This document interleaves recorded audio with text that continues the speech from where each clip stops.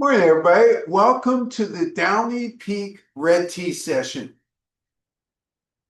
Downey Peak, that's the name of tea from Qimen County. So by the end of today, you will know more about Qimen County.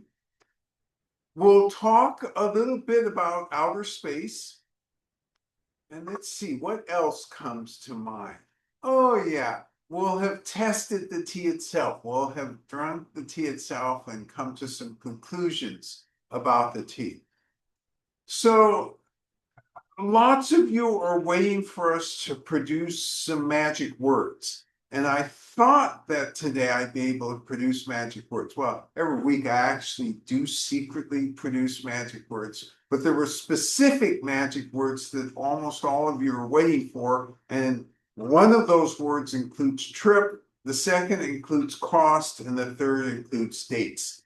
The only thing I can tell you for sure is that next year's trip will be in April. That I'm sure of. It'll start sometime in early April, that I'm sure of. The cost we still don't know yet. We're getting variable costs that are coming back, and that's one of the reasons I'm trying to make sure that we get costs locked in before I announce this. But we're very, very close to having answers for you. I apologize for the delays. These delays are aggravating for us as well. Today's November 1st, and this year is speeding by all of a sudden. Feels like it's speeding by. I mean, the pace of days was the same every day, but we're in November. The next thing I know, I'm gonna wake up and we'll be in January of 2026. So I'm mindful of trying to really focus in these last 2 months and get things taken care of. So I promised you a lot in the beginning. Let's start out with the final frontier, space. What does space? Yes, I know. You're wondering where in space you can find Qimen County. And so let's get that taken care of. You can't find Qimen County in space. But why am I talking about space? Because the Chinese sent up a rocket, and in this rocket, they carried 1,000 grams of Qihong seeds. So Qihong is one of the varietals that comes from Qimen County. And the idea was to do some work on interbreeding the seeds in space and see what the result was. So that's back down on Earth. They spent 14 days in space, and this will be one of the things we'll hear about in the future if something magical happened while this was in space. So this is one of the interesting things. And why did I choose to lead with this? Because today we're also going to talk about technology and the tea industry. And this is an important topic because there's different areas of or where technology is being strongly used. There's different levels of acceptance among people who are using technology. Of course, in the agriculture universities, everybody accepts. Give me that spectrometer. Give me that electronic tongue. I want that electronic nose. These things are widely accepted among agricultural scientists. However, once you get out into the countryside, lots of other elements come into play, which make you either accept and want to experiment with technology, or to say, not this year. I don't really want to participate in technology. And the government has various organizations. These are local organizations that encourage farmers.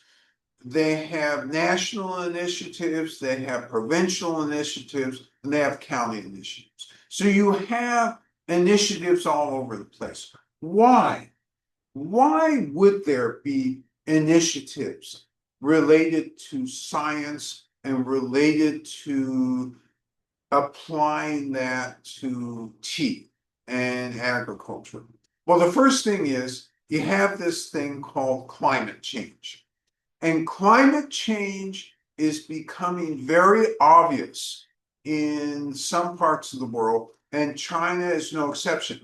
And so many of the things that the Chinese scientists are thinking about is how do we mitigate this? Or if it can't be mitigated on site, what sorts of other changes can be made? Much like the French have thought about, okay, we don't have to grow these grapes in France. We can go to England, buy some land, and grow grapes there. So there's different models, different thoughts about how to deal with climate change. And so this is also part of what I'm talking about. In addition to that, you have an old world crop moving into this type of environment. So tea is an old world crop. It's been around for ages and ages. It probably started somewhere around 65 to 70 million years ago. But as a beverage, that's a 5,000-year-old beverage of some sort. Beverage or traditional medicine or catalyst for traditional medicine. So in some way, tea and humanity has been linked together for at least 5,000 years, probably longer than that. And so today, with the advances in things we know about composition of tea, with the advances in the food industry. So what type of advances am I talking about? I'm really talking about nutraceuticals. Hey, what's that? That's a big word. It's longer than 8 letters. So you know I'm going to use that about 8 or 9 times during the course of this discussion. Nutraceuticals means there is this desire, give me the EGCG, because every scientific article in the pop science culture says that if I consume more EGCG, my heart health is going to be better. My resistance to cancer will be astronomically high because in the test tube, EGCG is responsible for destruction of tumors. By the way, and the FDA hasn't approved what I'm about to say, by the way, we don't know how it interacts in the body, but we do know in the test tube, hey, that's good news. So it's likely to have some sort of good news in the body. In addition, there continues to be further segmentation and identification of compounds in tea leaves. Year after year, the articles are now coming forth from China, from Japan, from the USA, and from the UK. Other places are also producing articles, but those 4 nations in particular are producing more articles, and they're producing interesting articles, and they're linking it to medicine and food, and whether it's for therapy or prevention, they're trying to unlock that secret. What's the secret of tea that can make me live as long as the eldest Taoist has ever lived? Now, they probably don't say that in the article quite like that, but you get the point. Point being is that this changes the nature of the tea industry, doesn't it? Why? Because the desire for these nutraceuticals means that the nutraceutical companies need biomass in order to get those compounds. Well, what type of biomass? Does it have to be organic? Does it have to be a certain part of the leaf? Is it a bud? What are we talking about? Does it have to be grown in an area that has less pollution? There's all sorts of elements in terms of how are we going to make this. And there's investments, and then there's things that farmers have to do if they're going to be part of that. So that's part of this tea revolution, or this idea that science and tea are connected. The other aspect of that is the cultural aspect. We've talked about cultural terroir. I ask you this: do you think, as a scientist, if you go to, let's say we go to where Arcadian, last week's red tea, Isla Mountains, we go there and try and make a presentation to the tea farmers versus, oh, I said Isla Mountains, all of you are going to raise your hands and say, that's not what you said last week. And you would be right. So I was actually testing you, and I'm going to check in a few seconds to see how many of you raised your hands and said it's the Nanoa Mountains. You're right, it's the Nanoa Mountains. How many of those farmers are going to really grok, and how many of them are going to really accept all these new suggestions that are coming from scientists about how to produce the best tea? Versus if we go to Qimen County, is there a cultural difference? This is what the real question is. Is there a cultural difference between Qimen County and Nanoa? And the answer is yes. Qimen, and I bring this up specifically, these teas, by the way, are not, we didn't just haphazardly sit down and say, oh, all right, 1 week Arcadian, next week Downey Peak, and then follow it up with early spring. There is a reason for all of this. Qimen is the most advanced producer of tea, of red tea in China. No one is even close. Now, again, some of you are going to look back at old YouTube discussions and you're going to say, well, didn't you say that there's this very famous institute in Fujian that does lots of work with red tea and oolong teas? I did say that. But in terms of large-scale production, Qimen, bar none, has some of the most advanced large-scale production. And I'm talking about after it comes in from the fields. I'm not talking about coming into the factory. After it gets into the factory, they've got these spectacular, monumentally efficient processes for doing the tea. Speeds it up, standardizes it, less waste. Now, that means that the farmers in Qimen who've been interacting with the producers, who've been interacting with the scientists in Qimen, they have a good relationship. And therefore, they're more easily accepting when you grow this, don't grow so much of this varietal. Instead, grow this other varietal because it's more hardy once we get it in the factory.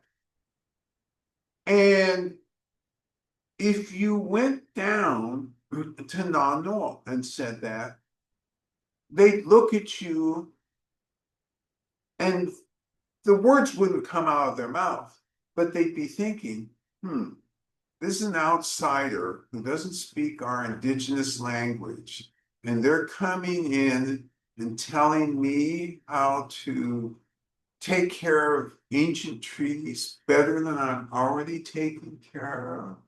And they're telling me there's another way to process. I wonder if I'm going to listen to them with full attention. Versus in Qimen County, where there has been an intensity of effort out in the fields with agricultural scientists to get farmers to be more productive and more careful and more sustainable. So what does more careful mean? Does that mean when you pick, oh, you gotta use a better motion? No. More careful here is, okay, let's not use dangerous pesticides anymore out here. That's more careful. Let's not store these things in your warehouse, even if you're not using. That's more careful. And you know that thing called round away? Oh, it's not called round. What is it? Oh, round up. And we're not talking about a figure. We're talking about something that destroys weeds in the ground and other pests. Let's stop using that. Let's make sure, especially when we're trying to produce organic, sustainable farming, let's not use these things. And so farmers there have less resistance. Is it complete zero? No. And it's the same reason that today, elders, when you ask them to make changes, sometimes will say, no, my way has been good, it's been efficient, and I'm going to stick with it. And I'm not interested in learning anything new. Some elders, though, as farmers, will say, all right, prove to me that this is truly better. Then you have one other important element that plays into all of this, which makes it complicated as heck, and that's market forces. And that's really complicated, and that's really why, even if you went to the Wuyi Mountains and said, hey, we got magic. We got dragon magic. That's real good magic. And we have this magic way that we can take all your tea leaves into this factory and make it just so much better. No farmer in the Wuyi Mountains is going to believe that because the public has told them that that's a lie. What? The public has told them that's a lie? How have they told them that's a lie? They pay these huge numbers for the tea as it is, which means, and they sell out every year, by the way. They don't have tea accumulating. This tea is all out there. They all have these huge, beautiful houses. Many of them have 2 and 3 houses. They're only picking once a year. So the market has come in and said, your way of doing things, we don't object, we'll pay for that. Whereas in Qimen County, the market forces are segregated in a different way. And let's talk about this segregation because it's really, really important. And it will explain immediately why we doesn't make this change. So when we think of red tea in China, let me think about this. Is most of the population on a regular basis in China drinking red tea? And the answer is no.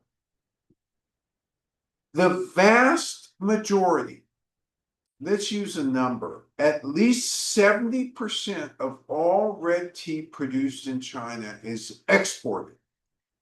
Therefore, that segregation, exported versus what the Chinese market is asking for, 2 different things. In the export market, okay, give me price, give me quality, and if I have to choose between the 2, give me price if the quality is close enough. Unless, of course, you're sending tea to the royal palace. If you're sending tea to the royal palace, price is not an object. I want the best stuff. All right, so let's think a minute about how Qimen County, in this big factory that I'm referring to, which is the largest in Qimen County, is segregating their process. For the highest quality picks, the ones that are all hand done, those are going to go to special grade, gift grade. And how many steps are those going to go through? They're going to go through at least 17, 18, 19 steps.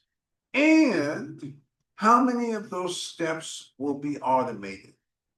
You might have up to 4 steps automated, and then after that, every single other step has a master brewer. No, that's wrong. A master producer, somebody who's produced by hand over the years, go through and perform all the other steps. And at the end of the day, you have something that goes for $1,000 a pound. Who gets that stuff? The people in China who are wanting to give gifts, the people in China who love that quality and are able to afford it, you all who want Sophie's to have really good stuff, we're the ones who say, keep that. We'll pay whatever the price is because we can tell the difference and we appreciate the difference. However, the bulk of the red tea drinking population outside of China, let's look at their profiles for a minute. Okay, they use blends. Oh, so for the Qimen part of a blend, if it's average quality, it's 10 to 15%, and then the rest is Assam's or some other tea that's pennies on the dollar. All right, so that's one portion of the tea drinking population outside of China that is drinking this stuff. So they don't get the non-automated process. They get only the automated tea. And that stops, automation stops at around level 6. First 6 steps, point, all done. Your tea's done, label, export to wherever it's going. All right, so that's the blend group. What about the group that uses milk and sugar? Do they need something especially fine? Well, they need fine milk and they need fine sugar. But in terms of the tea, they just need a base to put that stuff into. Therefore, they're also, by the way, the grades are gift, special, grades 1, 2, and 3, which have most of the craft processing, and then grades 4 through 10. 4, it's a little bit of craft processing, 10, 0 craft processing. That's what I'm talking about. And that the factories grade everything this way. And they produce this way. And grade 10, 9, and 8 are the tons of teas that they produce. And those go abroad for the most part. And then the other grades, for the most part, stay internal. So that's why you have this bifurcation. This is why you have a segregation. And this is why when you talk to the tea farmers that grow the highest grades, they already know that theirs are going to get treated differently than the neighbor who's growing, the other grade. Oh, they're growing the other grade. But you know what? They can pick more times a year. So they get more money. They get more money. Do they really get gross-wise more money? And the answer is no. The ones that are in the gift and up to level 3, or grade 3, I'm sorry, they're getting more money. They don't have to pay more than one time a year because the market recognizes this is really special. But that's just a sliver on the top. It's funny, when we took a group there in 2019, that wasn't 2019, 2018, when we took a group there. And I know in the beginning, it's a little bit of a shock because you go through, you see this factory process. This factory is enormous.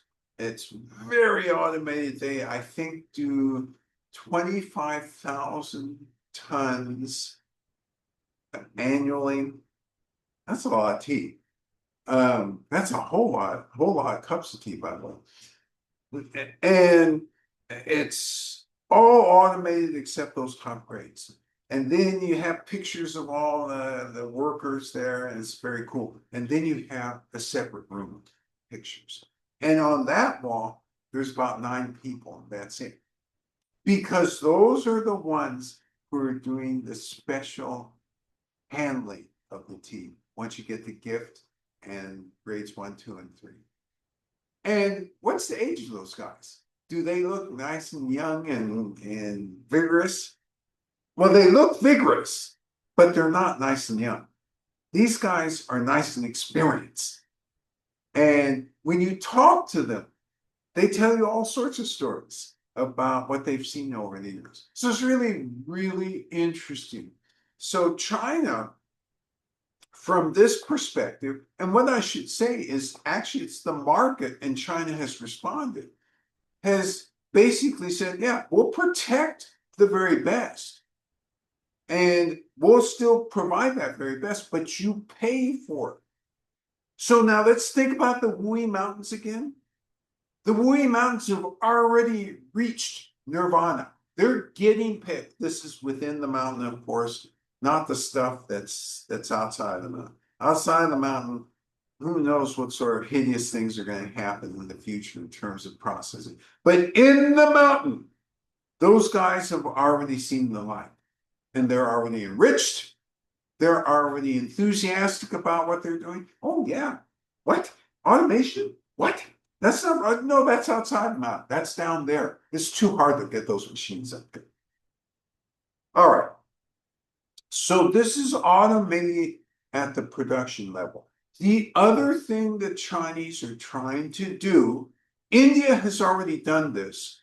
And what it's done is made Indian teas that go through what I'm about to say really good to send to Kenya and have them finish up doing the CTC process, cut, tear, and crush, put it in a tea bag, and you're done. Well, you're not done. You got to package and sell, but you're essentially done from a production standpoint.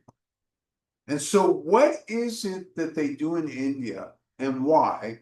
And what is it they're looking at real hard in China and wishing they could do and hoping that the magic wand. Oh, you already know what the magic wand is, don't you? The abbreviation for that, oh, I always forget the abbreviation. It's so hard to remember. Oh, AI.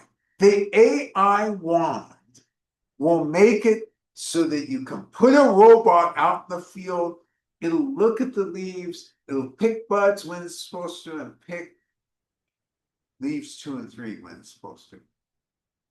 The AI wand isn't speaking Chinese very well yet. Maybe it just needs to get some language recognition. They'll be able to do that. In India, they have these machines. And by the way, where they use these machines is plantations. And they're huge. You can't see the end of it. It's like US cornfields in the Midwest. You can't see the end of it. And they use these machines and they're automated pickers. And essentially what they do is they chop at a certain level and goes into a container. And when the container gets full, then it's transferred somewhere else. Well, in China, very few fields are that large. So that's one issue with automation. Secondly, so much of the great tea is in mountainous areas. Second part of the issue. Hey, what do you do about tea trees? Wow, that's inconvenient. these tea picking things aren't that tall. And again, we need that AI wand to, somehow fix all of this. So these are the obstacles facing China. If it were going to get off the ground anywhere, one of the places might be in Qimen County. It's not because it isn't mountainous. It is mountainous, but there are also field-sized plains that you could actually pull this off. Except there's a cultural terroir that's a problem as well. What is that cultural terroir? So many farmers own multiple fields, but the multiple fields are in multiple places. And there's a quarter of an acre here, an eighth of an acre there. In other words, you're not together in a place. Your fields aren't together in a place. You can't say, I have 1,000 acres, boink, I'm going to do this because I've got 1,000 contiguous acres. I can just put the machine in, send it off to Africa, and I'll just take my money in terms of volume versus quality. Can't do it because that's not culturally how things are arranged. Will that change over time? We don't know. We've certainly heard, and we heard this actually in Anhui, and this was people in the tea industry talking about, we should find a way to make the fields contiguous. It's easy to say that, but culturally, it's really hard to pull that off without ignoring your farming community. But they're looking at stuff like this because automation in the food industry is one of the areas that there's pressure to do. And the pressure is because populations have grown, populations that are tea drinking have grown, uses of tea for other products has grown. So RTD, ready to drink products, that segment is growing fast. And so there's this enormous pressure. And let's take RTD for a minute. So many of the current RTD products aren't organic.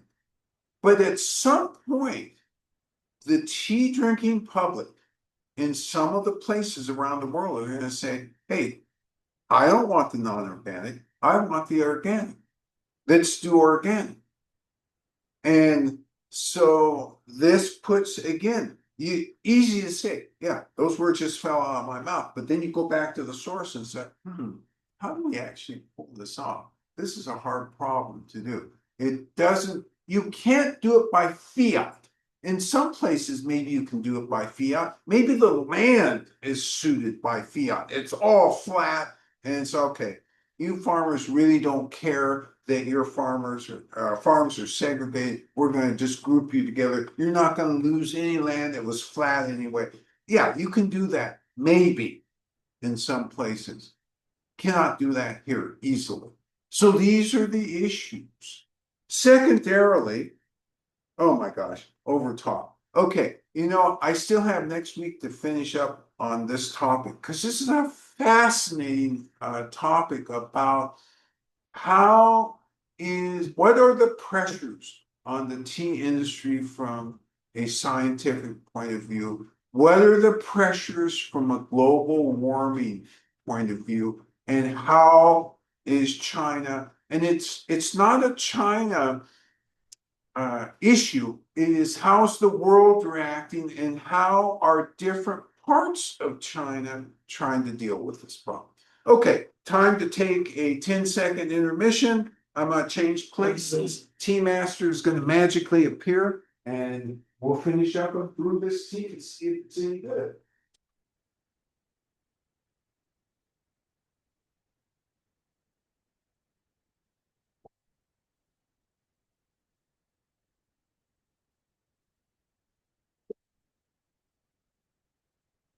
Oh, it's looking beautiful. All right. I love it when everything works. For those of you who are curious, we have done an upgrade. This isn't the upgrade yet, but we've already put in an order for a new camera. And I think somewhere in the brand name, there is AI. So this camera will be able to sit and do everything and recognize when it's not recording properly and speak to you. I can't wait. I've seen the advertisements on this thing, and this should be just great. However, no camera, whether it has AI or not, can ever replace the beautiful, knowledgeable Tea Master Bijou. Let's go. 早上好 Good morning. Yeah. So we do Qimen Hong Cha. Okay. So today, so yeah. This is the Qimen Hong. Yeah. So Downey peak. So 4 grams, so 3 minutes. Yes, 4 grams, 3 minutes. I'll put that 3 minutes on. Yeah.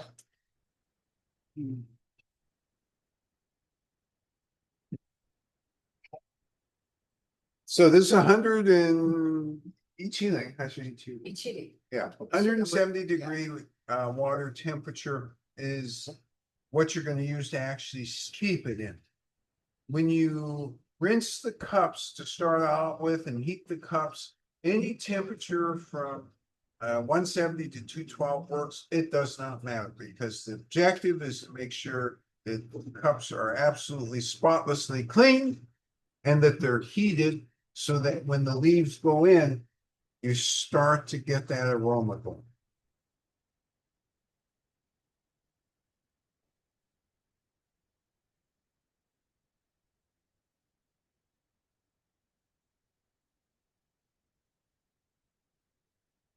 You know, it's Tea Master in tea rhythm. All you need is 2 cups. We need 3 because we're trying to aerate and dissipate steam a little faster, get it down to close to 170 as fast as possible. You don't have to do that at home. Key thing to note is cups aren't covered. When you cover cups, when you're brewing tea, you flatten the flavor. None of us like flattened flavor, so that's a bad thing.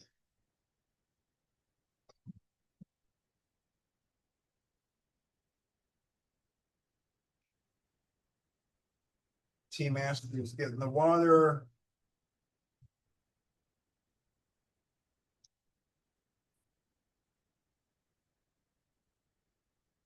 Ice looks like she's playing. She's not playing. There's a purpose. Dissipation of steam, aeration of water. Before you do this at home, remember to practice. Practice with cold water. Let's start out with. Otherwise, you're gonna have hot water all over the place. Jennifer says, oh, bummer, I just opened my bag and have 2 Arcadians, 1 pretty spring and no Downey food. Dang. Well, Rob, you were right. Jennifer. No, I know, but Oh. Rob's predicted this because he had 2 Downey peaks. I'm sorry, he had 2 Downey peaks and no Arcadian. And I'm sorry about that. We'll get you the Arcadian the next time you're in. No, he got Arcadian. Jennifer this time has no Downey peak. She has 2 Arcadians. Oh, sorry, Pamela. And Rob had predicted somebody else. And I thought, no. Sorry. Sorry about that. Rob explains that is based on a notion of symmetry, not fatigue. Yes, it is based on a notion of symmetry and understudy consistency. So she heats the leaves first, adds the water, and I hit the timer for 3 minutes. Okay. You're hearing us use a term, and I need to explain this term to you. I've explained it before, but I want to remind everybody. And we're saying Qimen red, Qimen Hung. And this term is a broad category term. What it means are all the varietals in Qimen County that produce red tea. So when you talk about Qimen, there is a specific varietal that they call just in and of itself Qimen. And then Qimen Hung, and it belongs to Qimen Hung. Qimen Hung talks about all the varietals. So what does that look like at Sophie's? Well, at Sophie's, Luxuriant Bangs is part of the Qimen Hung family. Intimate is part of the Qimen Hung family.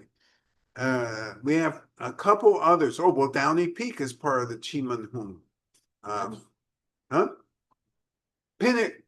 Pinnacle, yes.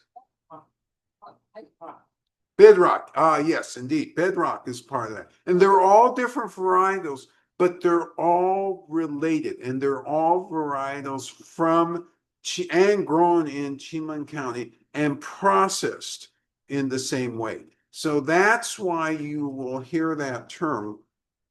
And if you go to a tea shop that has scope and you ask for Qimen Hung, they should be able to point out to you, well, we've got 3 or 4 different varietals.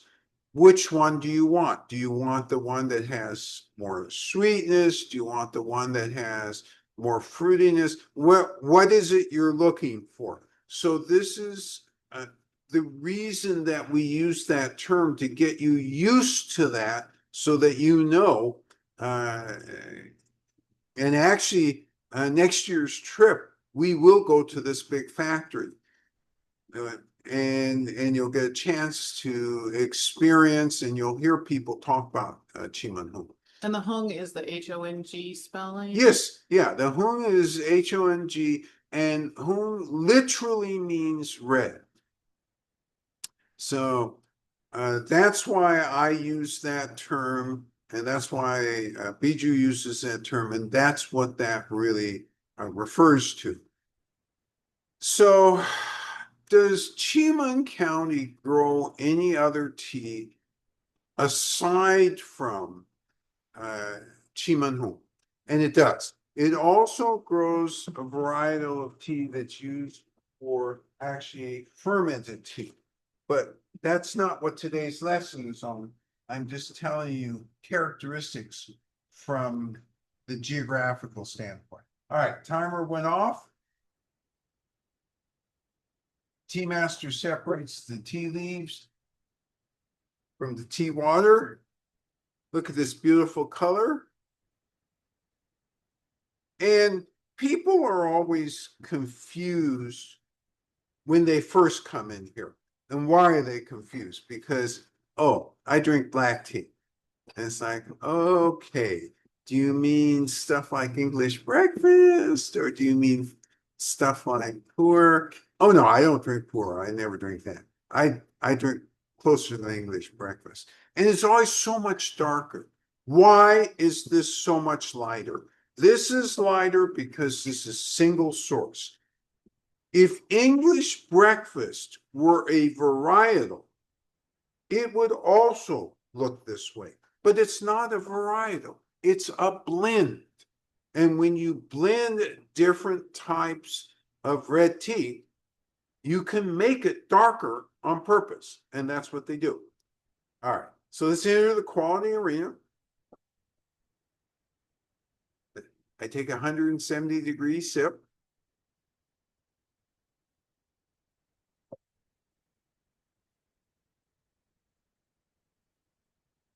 So what am I looking for? Astringency. I feel it already. Pretty obvious. Do I have an aftertaste? I'm getting a sense of one. I'm gonna have to take a couple sips to fully develop it, but I already have a sense. How about energetically? Am I feeling something? I am feeling something already. This is pretty active tea. Okay. Let's take a second sip. You're not taking a sip. I will take a second sip. What am I looking for? I'm looking to confirm what I found in the first sip. That's the first thing. And then secondly, I'm beginning to think about aroma. I'm beginning to think about taste. And I'm taking notes. Why am I taking notes? Because we're going through a 6-week red tea. And can you remember from week to week? I know all of you are so much better than I am, so you probably really don't need to take notes. But for me, over the years, taking notes has been very helpful for keeping everything in place. Second sip.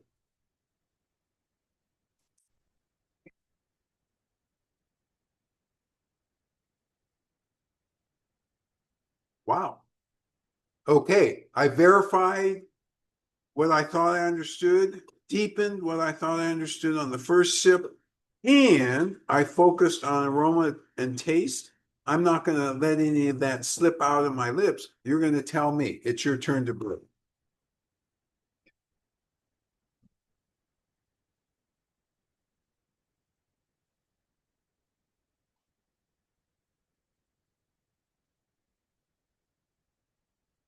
Peter says, in the tea descriptors prompts you sent out, John, hints of chocolate has been replaced by the word smoky. Any reason for that? Because I'm clumsy. That's the simple, direct answer. Smoky should not. I wasn't trying to clue you in. My God, every little mistake gets magnified. This is terrible, but it's deserved. No, that was an accident. Somehow I copied from a previous session without paying sufficient attention. Good catch. And no, this is not smoky.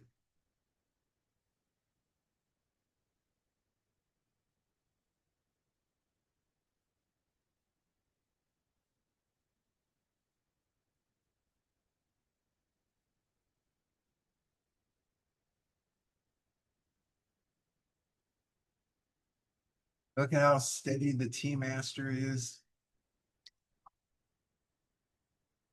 Not in a rush, but attending to detail.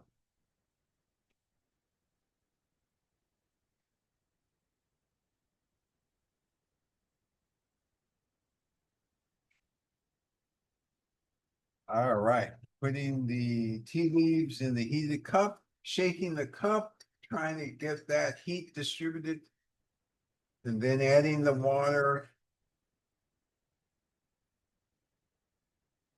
and setting the time.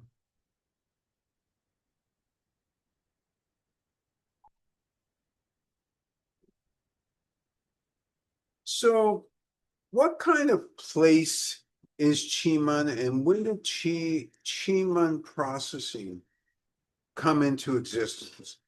You would think by how famous this is, remembering that on those published top 10 teas in China lists, Qimen always makes it to the list. And it's the only red tea that does, that regularly makes it to the list. Has this been around for thousands of years? And the answer would be this production modality has not. This was invented sometime in the middle 1800s, probably around 1852 or so. And it was two gentlemen who really spearheaded. One who grew up in Qimen and then was an official in Fujian. So this person was exposed to the Fujian way of making tea. And then another person native to Anhui, native to the Qimen area, who thought, you know what, there's a better way to do tea. And together, the two of them were able to come up with a different way of doing tea, doing red tea, in a way that had much attention to detail, a way that had repeatability, and a way that gained great acceptance in England and the rest of Europe. And this was important because once Europe realized, ooh, they're producing this stuff. Well, some of that other stuff that's been coming across has been a little uneven. This stuff is really good. And so it became a bestseller, actually, in Europe for a number of years. Yes. Aggie says the dry heated leaves had fruity scent with honey in the leaves, whereas the wet leaves were harder to identify because it was harder to identify the aroma since it was very light, maybe vegetal like mushroom. Love what Aggie has done here. She's taken two phases, the dry leaf phase, sweet, fruity, very aromatic, the wet tea leaf phase. Where's my aroma?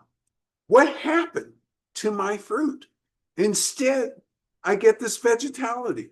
Yes, this is a characteristic of this particular tea.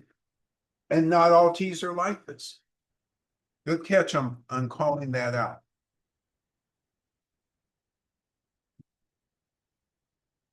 By the way, I hope that fruitiness and sweetness isn't gone forever.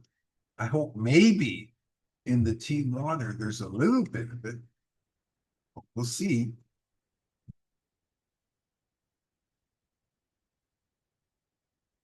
All right, so you have poured. It's your turn to enter the tea arena. Take your time while you're doing that. See what you find in there.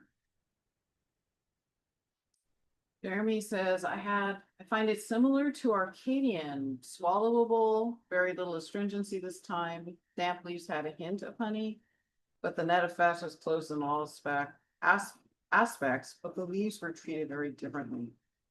Same delight, warming, happy place tea, but they were processed so differently. So Jeremy notes that the leaves were processed differently. They were processed very differently.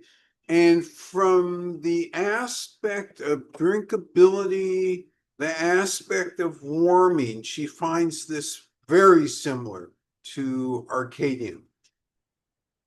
And I think that you'll note and she said the astringency was about the same.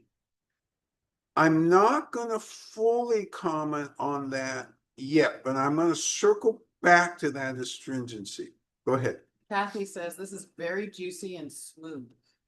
Juicy and smooth, absolutely. The drinkability from Jeremy, juicy and smooth from Kathy, absolutely. So in that way, with Arcadian, you do have the similarity that if you're not in tea presence, not in tea rhythm, you'll drink through this without realizing, oh my God, this is that. Yeah.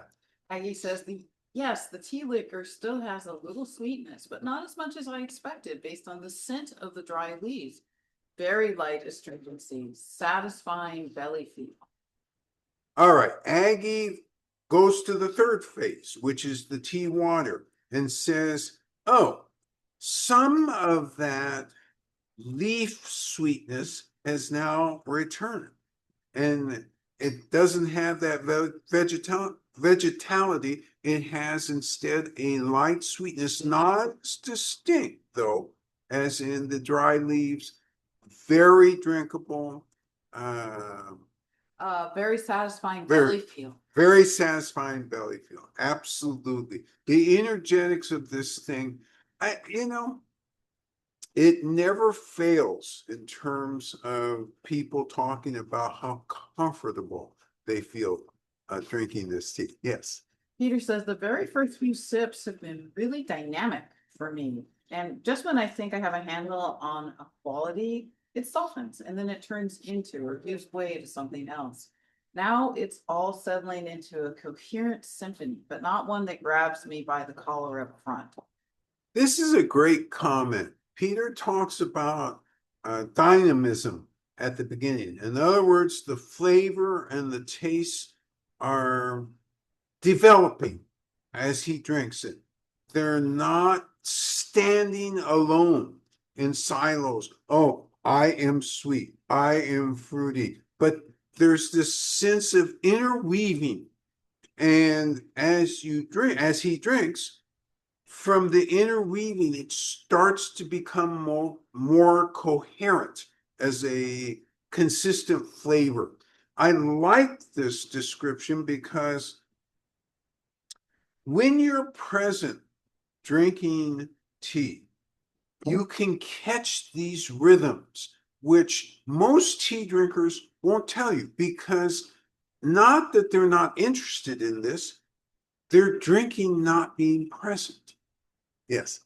Stacy says, I am getting spicy hints and the vegetable aspect comes across as piney for me. And then the next sip will seem sweet. Love this comment by Stacy.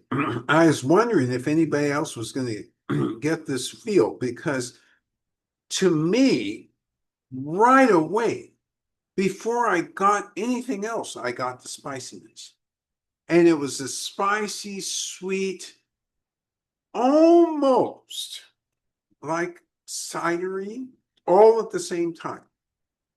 And Stacy makes a great comment because, and it dovetails with Peter's. You know, Peter said, hey, we got wisps of flavors and taste going on before we have coherence. Stacy says, in and out with spiciness, sweetness, and then vegetality. Rob says, it threatens to be malty, but it is really cider-like with complex fruitiness. This is an amazing tea. I love this comment. Rob says it threatened to be malty. And again, this dovetails with Peter's, because it's like Peter said, hey, you got to be paying attention here, because it's trying to send you on all these journeys. And instead of getting the maltiness, Rob says, hey, it really is cider-like. Great tea. Kathy says the astringency has elevated very quickly. Now, this is why I wanted to get back to Jeremy's original comment about comparing Arcadian astringency with this astringency. Yes, in the beginning, it might feel like this is going to be lightly astringent. It is not. It builds.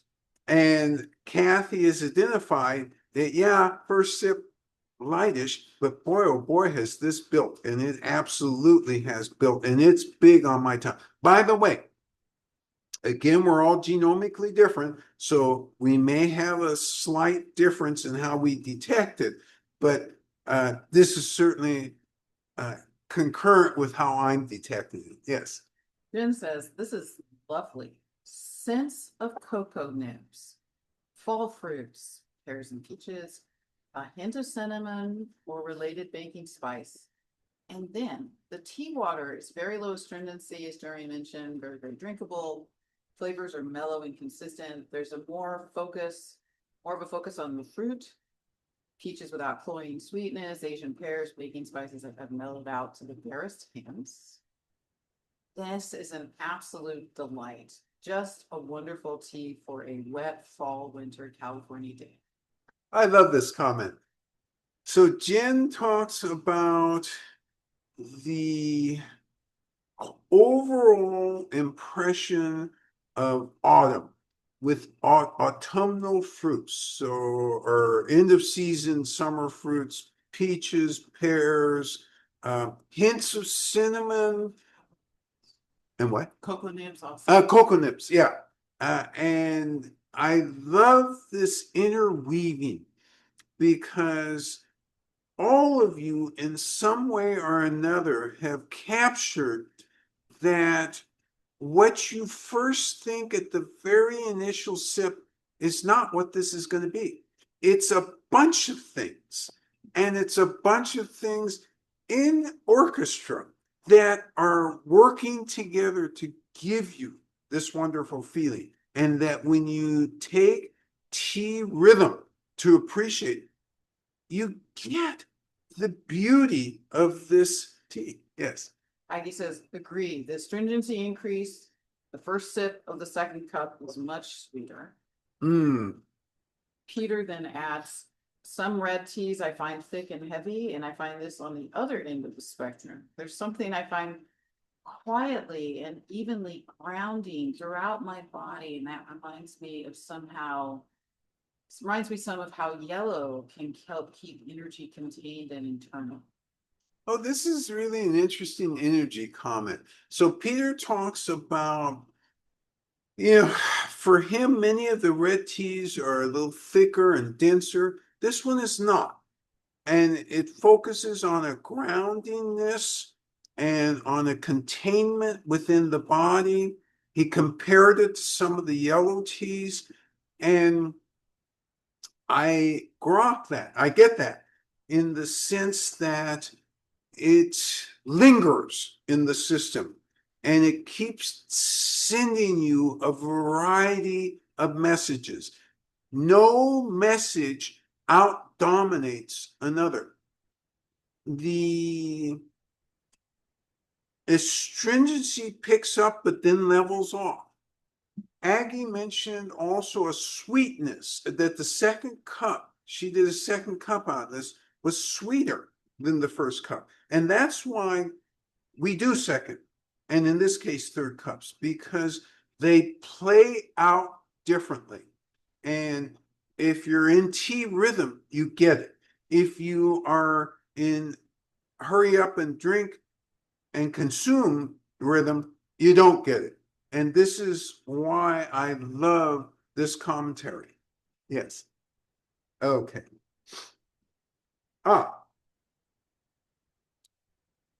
Today's session, in terms of your commentary, was just quite extensive and fruitful and wonderful in capturing everything that was going on with this tea.